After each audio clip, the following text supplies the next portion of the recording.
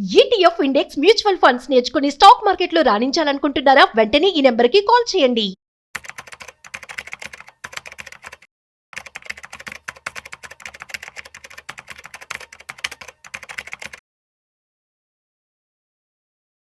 Sir నమస్తే sir. నమస్తే అండి. సుందరరామరెడ్డి గారు, ఈ మధ్య కాలంలో ఏ ఒక్కరి నోట విన్నా కూడా రూపీ ఫాల్ అవుతుంది, డాలరు స్ట్రాంగ్ అవుతుంది. ఈ కారణం చేత స్టాక్ మార్కెట్లు కూడా విపరీతంగా కొలాప్స్ అవుతున్నాయి. ఈ కారణం చేత ఆర్థిక వ్యవస్థలో కూడా కొంతమేర గమనం మందగించిందంటూ కూడా మాట్లాడుతున్నారు. అసలు ఈ రూపీ అనేది ఎందుకు ఫాల్ అవుతుంది, ఈ డాలర్ అనేది ఎందుకు స్ట్రాంగ్ అవుతుంది, మరి రూపీని స్ట్రాంగ్ చేయడానికి మన రిజర్వ్ బ్యాంకు ఎటువంటి చర్యలు తీసుకోవాలి, తీసుకుంటుంటుంది మామూలుగా అసలు? సో బేసికల్గా రూపీ స్ట్రాంగ్ అయితే మనకి ఎక్స్పోర్టెడ్ ఓరియంటెడ్ థీమ్స్ అయితే ఉన్నాయో అవి సఫర్ అవుతాయి అండి. రూపీ బాగా వీక్ అవుతుంటే ఇంపోర్టెడ్ అవుతున్నాయి, వీక్ అవుతాయి అనమాట. ఇప్పుడు ఏం జరుగుతుందంటే రూపీ బాగా వీక్ అవుతుంది. వీక్ అవటం వల్ల ఏంది, $1కి మనం ఎక్కువ రూపీలు పే చేయాలా. అందుకని ఏదైతే మనం ఇంపోర్ట్ చేసుకున్నామో అవి కాస్ట్లీ అయిపోతాయి ఆటోమేటిక్గా. అవి కాస్ట్లీ అయిపోయేసరికి ఏమైంది, ఆ కొనేవాళ్ళు కూడా ఇండియాలో ఎక్కువ రేట్కి అమ్ముతారు కదా, వాళ్ళకి ఎక్కువ మనీ పే చేస్తారు కాబట్టి అప్పుడు ఇన్ఫ్లేషన్ పెరిగిపోద్ది. అంటే రూపీ ఎంత వీక్ అయితే ఇండియాలో ఇన్ఫ్లేషన్ అంత పెరిగింది ముందు రోజుల్లో, ఎందుకంటే ఇంపోర్ట్స్ కాస్ట్ అవుతుంది కాబట్టి. ఇండియా మొత్తం ఎకానమీ దగ్గరగా 4 ట్రిలియన్ ఎకానమీ అండి. ఆ 4 ట్రిలియన్లో కూడా మీరు 450 లక్షల కోట్లు అనుకుంటే దాన్ని, అండ్ అందులో ఒక 30% మాత్రమే మన ఎక్స్పోర్ట్స్. టోటల్ జీడిపిలో ఎక్స్పోర్ట్స్ వాటా ఎంత అంటే 30% ఉంది. మిగతా 70% ఇంపోర్ట్స్ మనీ. అంటే అప్పుడు రూపీ వీక్ అవుతుంది అనుకోండి, ఏం సఫర్ అవుతుంది అంటే ఇంపోర్ట్స్ అన్ని సఫర్ అవుతారు, ఎక్స్పోర్ట్స్ అన్ని హ్యాపీ ఫీల్ అవుతారు. వాళ్ళకి ఫెస్టివల్ డేస్ అనమాట వాళ్ళకి. అందుకని ఒక 80 లక్షల కోట్ల వర్త గల మన జీడిపి అయితేనేమో దీన్ని ఎంజాయ్ చేస్తుంది రూపీ వీక్ అవటం వల్ల. బట్ మిగతా మొత్తం కూడా దగ్గర ఒక 3 లక్షల కోట్ల పైన అన్ని కూడా ఇంపోర్ట్స్ అన్ని కాస్ట్లీ అయిపోతాయి. పర్టికులర్గా ఈ ఆయిల్ ఇండియాలో 90% ఇంపోర్ట్ చేసుకుంటారు. అందుకని ఆయిల్స్ అన్నిటికీ మనం కొంత డాలర్లో కొంత ఇండియన్ రూపీలోనే పే చేస్తున్నాం. రష్యా వాళ్ళ దగ్గర ఉంటేనేమో ఇండియన్ రూపీలోనే పే చేస్తున్నాం, బట్ బయటకు తీసుకుని అయితే మనం డాలర్లో పే చేస్తున్నాం. అందుకని అవన్నీ కూడా రూపీ వీక్ అయ్యే కొద్దీ ఇంకా ఎక్కువ అవుతుంది అనమాట. అండ్ రెండోది, ప్రతి ఇంటర్నేషనల్ ఈవెంట్ ఏదైనా జరిగితే, ఇంటర్నేషనల్ మార్కెట్ ఏదైనా స్ట్రెస్ అవుతుంటే లేదా వార్ లాంటి ఏమైనా జరిగితే అలాంటి సంవత్సరంలో 10% దాకా వీక్ అవుద్ది. అది కామన్. అది అంటే నార్మల్గా అయితే 3 to 4% తగ్గుతా వస్తుంది రూపీ మామూలుగా అయితే, మామూలు టైంలో. బట్ ఎప్పుడైనా ఇంటర్నేషనల్ మార్కెట్లో వర్స్ట్గా ఉన్నప్పుడు మాత్రం ఆ సంవత్సరం మాత్రం 10% దాకా డ్రాప్ అవుతాయి అనమాట. ఇప్పుడు ఏం జరిగింది, అది అప్ టు 2000 వరకు కూడా ఇండియన్ రూపీ ఎప్పుడు కూడా 3.5 to 4% డ్రాప్ అవుతా వచ్చింది. ఆ తర్వాత 2008లో ఏమైంది, ఆ టైంలో వరల్డ్ వైడ్ రిసెషన్ వచ్చేసింది. ఆ ఒక్క సంవత్సరంలో రూపీ 27% డ్రాప్ అయిందండి. ఇప్పుడు 10 డ్రాప్ అయింది ఈ సంవత్సరం. బట్ 2008 నుంచి 9 మధ్య 27% డౌన్ అయింది మార్కెట్, అది రూపీ ఆ టైంలో. దాని మీనింగ్ ఏంటంటే ఇంటర్నేషనల్గా ఏదైనా ఈవెంట్ ఉంటే రూపీ వీక్ అవటం, డాలర్ స్ట్రాంగ్ అవటం అనేది నార్మల్ థింగ్ అది. ఆ తర్వాత మళ్ళీ 2009 to 2010లో అండి ఇండియన్ మార్కెట్ బాగా రైజ్ అయింది, ఫారిన్ మనీ బాగా వచ్చిందనమాట. దాంతో ఇండియన్ రూపీకి డిమాండ్ పెరిగి రూపీ ఫస్ట్ టైం బాగా బలపడింది, 11% మనం బలపడింది. అంటే రూపీ వీక్ అవుతుంది అనుకుంటున్నాం, కానీ అప్పుడప్పుడు ఇలా ఎకానమీ ఇంప్రూవ్ అయితే ఫారిన్ అమౌంట్ బ్యాక్ ఇండియాకి వచ్చేస్తే రూపీ స్ట్రాంగ్ అయ్యే ఛాన్స్ ఉంది. It's happening 2009. ఎందుకంటే 2008లో మార్కెట్ డ్రాప్ అయింది కదా, 2009 నుంచి పెరగడం స్టార్ట్ అయింది, రూపీ కూడా స్ట్రాంగ్ అయింది. ఆ 1 yearలో 11% దాకా స్ట్రాంగ్ అయింది. మళ్ళీ అగైన్ 2011లో 14% డౌన్ అయింది, ఎందుకంటే యూరో క్రైసిస్ వచ్చింది ఆ టైంలో. అండ్ ఆ టైంలో ఆల్మోస్ట్ 10% డౌన్ అయింది. తర్వాత మళ్ళీ 91 అంటే దాని మీనింగ్ ఏంటంటే ఎవ్రీ ఇంటర్నేషనల్ ఈవెంట్ ఉంటే, ఇంటర్నేషనల్గా ఏదైనా వార్ లాంటి జరుగుతుంటే రూపీ 10% కన్నా పైన వీక్ అవటం అనేది మామూలు విషయం. వార్ లాంటి ఏం లేకుండా ఉంటే ఇండియన్ రూపీ 3 to 4% డ్రాప్ అవటం మామూలు విషయం.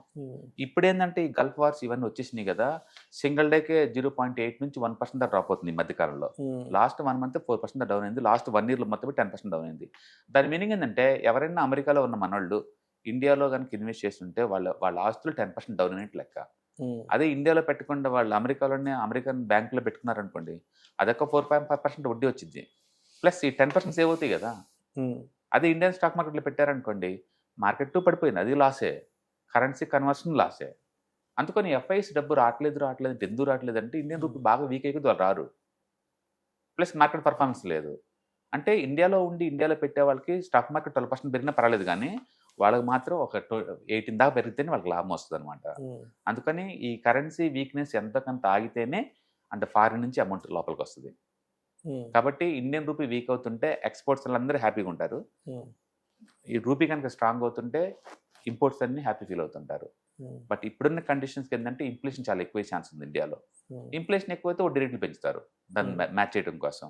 వడ్డీ రేట్లు ఎక్కువ పెడితే ఇండస్ట్రీకి ఇష్టం ఉండదు, అది మార్కెట్ డౌన్ అయిపోద్ది.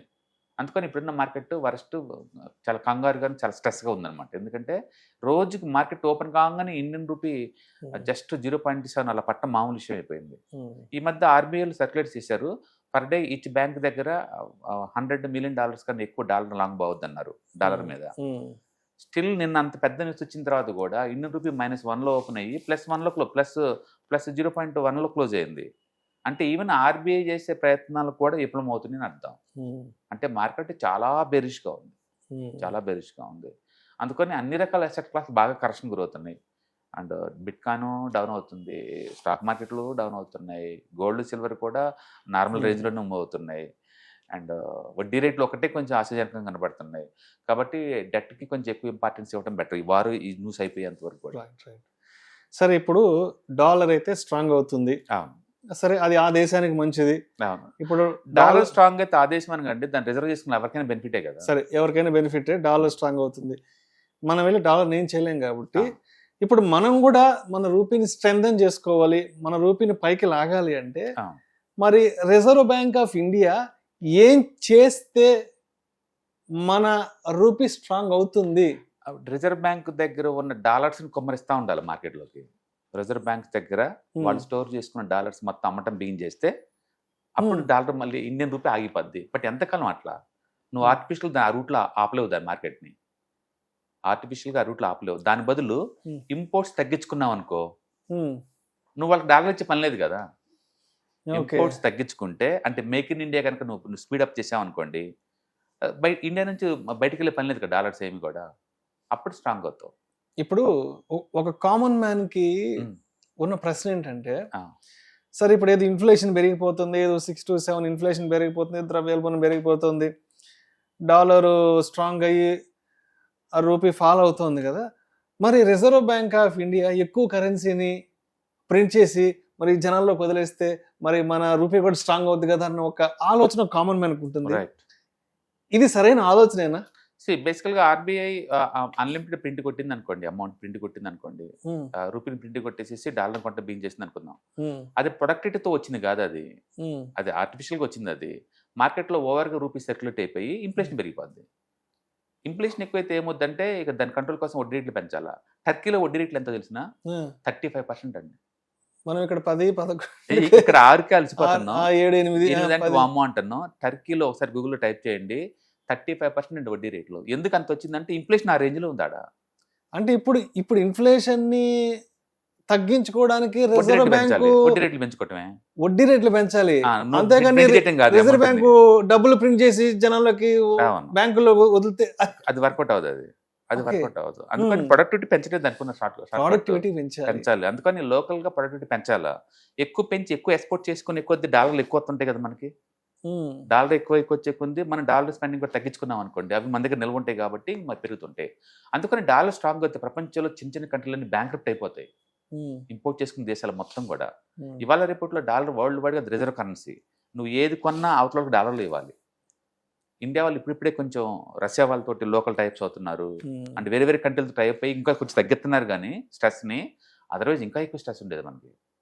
సరే, ఇప్పుడు డాలర్ స్ట్రాంగ్ అవుతూ రూపీ ఫాల్ అవుతుంటే ఒక సామాన్యుడి లైఫ్ స్టైల్లో ఎటువంటి మార్పులు చేర్పులు ఉంటాయి, ఒక సామాన్యుడు ఎటువంటి ఇబ్బందులను ఎదుర్కొంటుంటాడు, అదేవిధంగా ఒక వ్యాపారం చేసుకునేవాడికి అతను ఎటువంటి ఇబ్బందులను ఎదుర్కొంటుంటాడు, ప్రతి నెల ఉద్యోగం చేస్తూ నెల జీతం మీద ఆధారపడేవాడు తను ఎటువంటి ఇబ్బందులు ఫేస్ చేస్తుంటాడు, ఈ డాలర్ పెరగడం, ఈ రూపీ ఈ తగ్గడం, ఈ క్రమాన్ని తను ఎలా బ్యాలెన్స్ చేసుకుంటాడు? ఫర్ ఎగ్జాంపుల్ అబ్రాడ్లో మన చుట్టాలు ఎవరైనా వర్క్ చేస్తున్నారు అనుకోండి, ఎవ్రీ మంత్ డబ్బులు పంపిస్తాడు అనుకోండి, ఈసారికి మనకి ఎక్కువ రూపాయలు టైప్ వస్తాయి కదా, సేమ్ మనీకే. అవతల $100 పంపించారనుకోండి, ఎవ్రీ మంత్ వచ్చే దానికన్నా ఎక్కువ వస్తాయి కదా, ఎందుకంటే రూపీ వీక్ అవడం వల్ల. అంటే ఇన్కమింగ్ మన వాళ్ళు ఎవరైనా రిమిటెన్స్ పంపిస్తే వాళ్ళకి అది అడ్వాంటేజ్, ఎక్కువ డబ్బులు వస్తాయి కాబట్టి. ఓకే, అది ఇన్కమింగ్. అవుట్ గోయింగ్ లో ఏమవుద్దంటే ఎవరైనా గ్యాస్ స్తంభం తీసుకున్నారనుకోండి, ఆ గ్యాస్ ఎక్కడో ఖతర్లో టైర్ అయ్యి షిప్ రూట్ల ద్వారా ఇండియాకి వచ్చి ఇక్కడ మళ్ళీ స్టోరేజ్ ద్వారా మీ దగ్గరికి వస్తుంది కదా ఫిల్ చేసుకొని. ఈ మధ్య ఇంత కాంప్లెక్స్ స్ట్రక్చర్ ఉన్నట్టు వాళ్ళకి తెలియదు కదా. అక్కడ రేట్లు పెరిగింది అనుకోండి, మధ్యలో గవర్నమెంట్ అడ్డుకుంటే తప్ప నీకు రేట్లు పెరుగుతాయి కదా. ఇప్పుడు గ్యాస్ రేట్లు నువ్వు పెరుగుతున్నాయి కదా. అలాగే గ్యాస్ కటింగ్ వాళ్ళు ఉన్నారనుకోండి, వాటి మీద సర్వే అవుతున్నారు అనుకోండి, అది సప్లై లేదు కాబట్టి వాళ్ళ లైఫ్ స్టైల్ ఎఫెక్ట్ అవుతున్నాయి కదా. అందుకని రూపీ స్ట్రాంగ్ అయినప్పుడల్లా లేదా వీక్ అయినప్పుడల్లా చిన్న చిన్నలు కూడా దాని దగ్గర ఎఫెక్ట్ అవుతారు. చిన్న చిన్న ఎఫెక్ట్ అవుతారు. అంటే మనం రోడ్ సైడ్ తాగే కాఫీ టీ కూడా గోల్డ్ కూడా ఎఫెక్ట్ అవుతుంది. ఎందుకంటే వరల్డ్ వైడ్ గా గోల్డ్ కొనేది అమ్మేది డాలర్ లో అండి.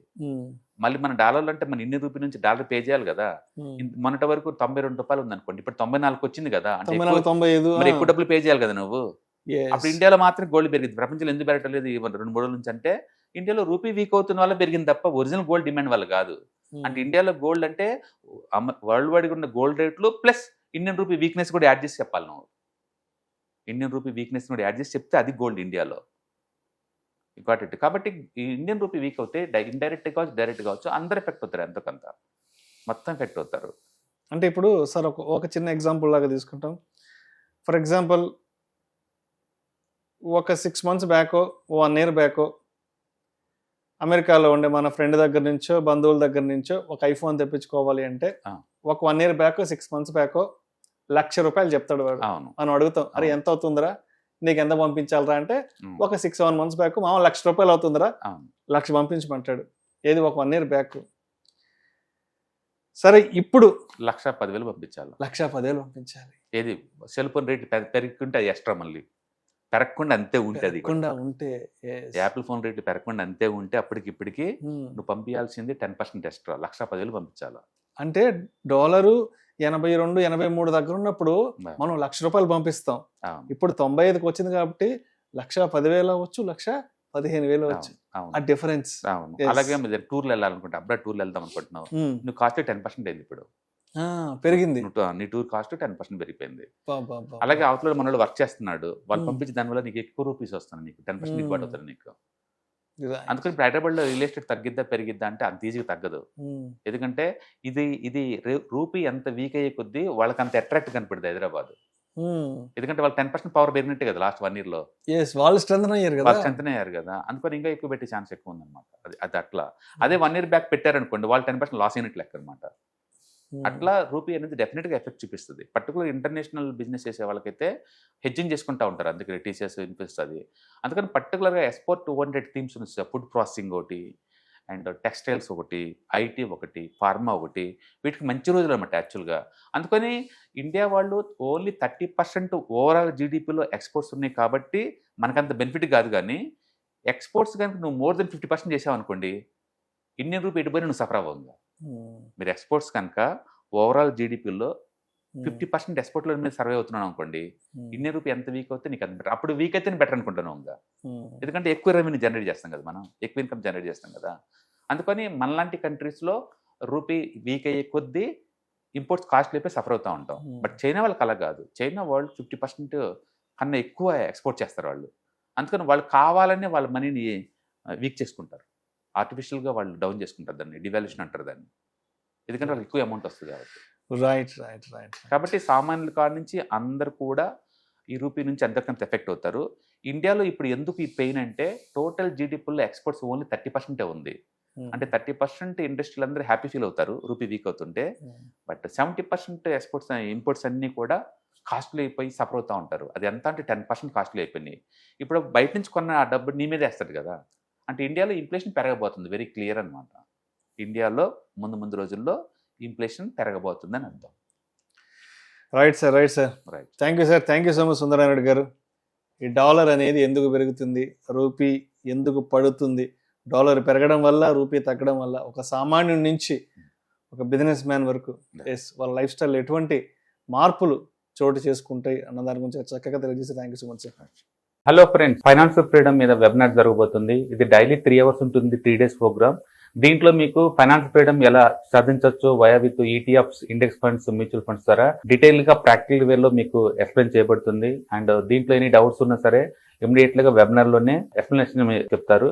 అండ్ అలాగే మ్యూచువల్ ఫండ్స్ ఎగ్జామ్స్ ఎవరైనా రాద్దాం అనుకున్నా సరే, మ్యూచువల్ ఫండ్ డిస్ట్రిబ్యూటర్గా మీరు సెటిల్ అవ్వాలన్నా సరే ఎలా చేయొచ్చో వాటికి సంబంధించిన డీటెయిల్ ఎడ్యుకేషనల్ వివరాలు మొత్తం కూడా ఈ ప్రోగ్రాంలో డీటెయిల్గా చెప్పబడుతుంది. కాబట్టి ఎవరైనా సరే ఈ వాలటిలిటీ ఉన్న ఈ స్టాక్ మార్కెట్లో స్టేబుల్గా ఉండి అండ్ మంచి returns via with ETFs, index funds, mutual fund ద్వారా ఎలా సంపాదించవచ్చో, ఎందుకు ఇవి ఇంపార్టెంటో, ఫైనాన్స్ ఫ్రీడమ్కి ఎలా ఉపయోగపడతాయో ఇవన్నీ కూడా డీటెయిల్గా ఎక్స్ప్లెయిన్ చేయబడుతుంది. కాబట్టి ఎవరైనా ఇంట్రెస్ట్ ఉన్న పార్టిసిపెంట్స్ అందరూ కూడా ఈ అవకాశాన్ని వినియోగించవలసిందిగా కోరుతున్నాను. Thank you.